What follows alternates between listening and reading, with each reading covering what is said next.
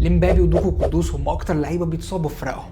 الموضوع ده وراه حكايه. اغلبيه المدربين دلوقتي وخصوصا في البريمير ليج بقوا بيعتمدوا على دفاع رجل لرجل او واحد على واحد، وعشان تكسب الصراع ده محتاج لاعب انفجاري. لاعب زي قدوس او دوكو او مبابي ميزتهم مش مجرد السرعه، بل هم بيتميزوا اكتر في التسارع، الاكسلريشن، الانطلاق من وضع الثبات. يعني يكون واقف مكانه وينطلق باقصى سرعه ليه اول 3 متر، وده بيخلي مدافع المنافس واقف في مكانه ومش عارف يتصرف. كل اللي فات ده كلام جميل جدا. فين المشكله بقى؟ انك مش عامل لايك وفولو لحد دلوقتي. المشكله ان ده بيستهلك جسد اللاعب، وده لان الانطلاق بسرعه ثم انك تقف بشكل مفاجئ ده بيحط ضغط كبير جدا على اوتار الركبه والعضله الخلفيه. العضله حرفيا بتتشد لاقصى طاقه ليها في جزء من الثانيه، ومع تكرار الحركه دي العضله بتتاثر بشكل كبير جدا وبيحصل اصابات. وعشان كده اثنين وخميس تلاقي مبابي بيتصاب، دوكو بيتصاب، وكمان قدوس واللعيبه اللي شبههم كتير. بالمناسبه الكلام ده بيطبق على المدافعين كمان. لاعب زي ليساندرو مارتينيز بيستخدم نفس الاسلوب بالطلوع بالكوره والهروب من الضغط، بالتالي اصابات اكتر. يعني من الاخر السرعه الانفجاريه او الاكسلريشن او الانطلاق بشكل مفاجئ زي ما ليه مميزاته ليه عيوبه. المهم انت بقى رايك في الكومنتات. تختار لاعب مهاري وسريع جدا ولكنه بيتصاب كتير،